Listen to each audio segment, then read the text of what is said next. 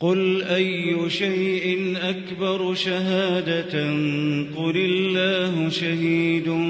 بيني وبينكم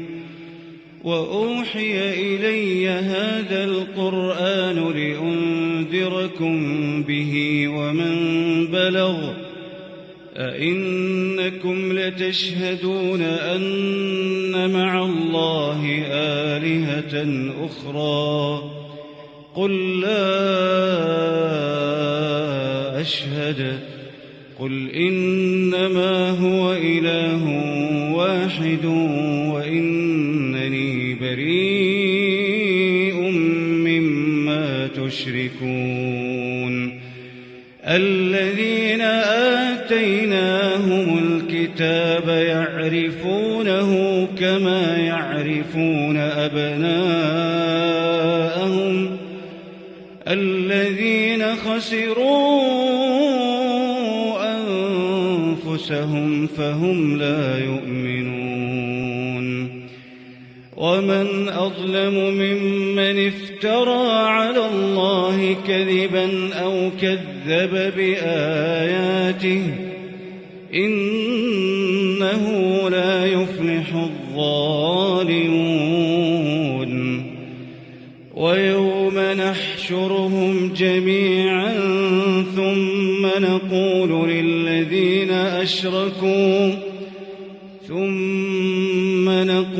للذين أشركوا أين شركاؤكم الذين كنتم تزعمون ثم لم تكن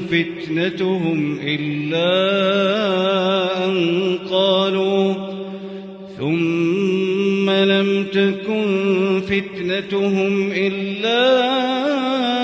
أن قالوا والله ربنا ما كنا مشركين انظر كيف كذبوا على أنفسهم وضل عنهم ما كانوا يفترون ومنهم من يستمع إليك وجعلنا على قلوبهم أكنة أن يفقهوه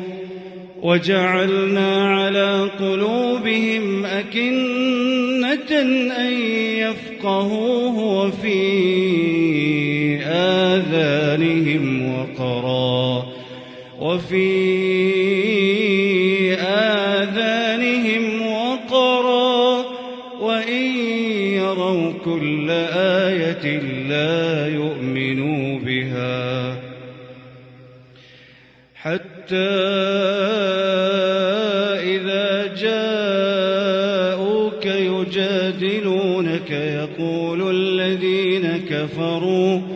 يقول الذين كفروا إن هذا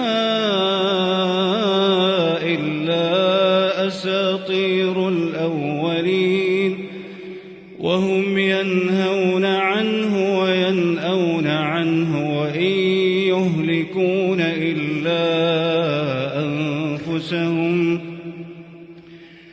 وإن يهلكون إلا أنفسهم وما يشعرون ولو ترى إذ وقفوا على النار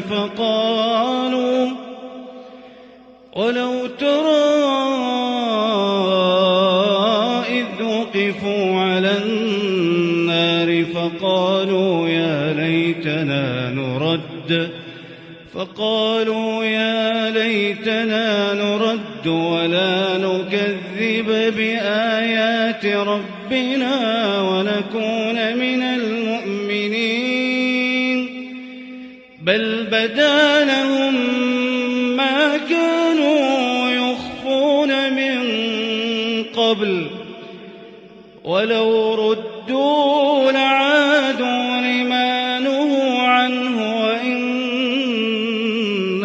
لكاذبون وقالوا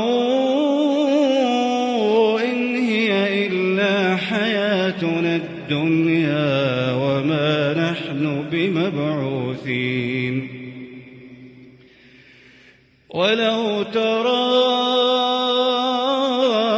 إذ وقفوا على ربهم قال أليس هذا بالحق قالوا بلى ربنا قال فذوقوا العذاب بما كنتم تكفرون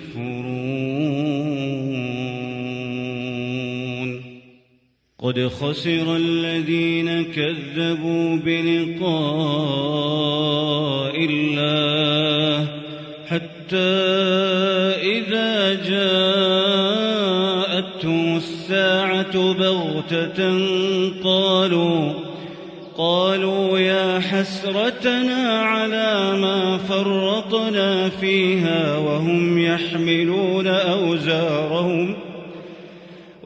يحملون أوزارهم على ظهورهم ألا ساء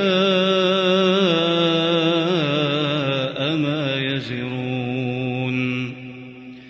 وما الحياة الدنيا إلا لعب وله وللدار الآخرة خير للذين يتقون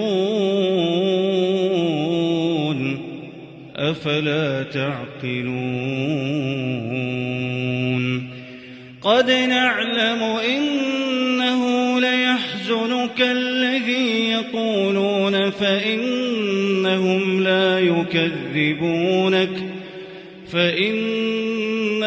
لا يكذبونك ولكن الظالمين بآيات الله يجحدون ولقد كذبت رسل من قبلك فصبروا على ما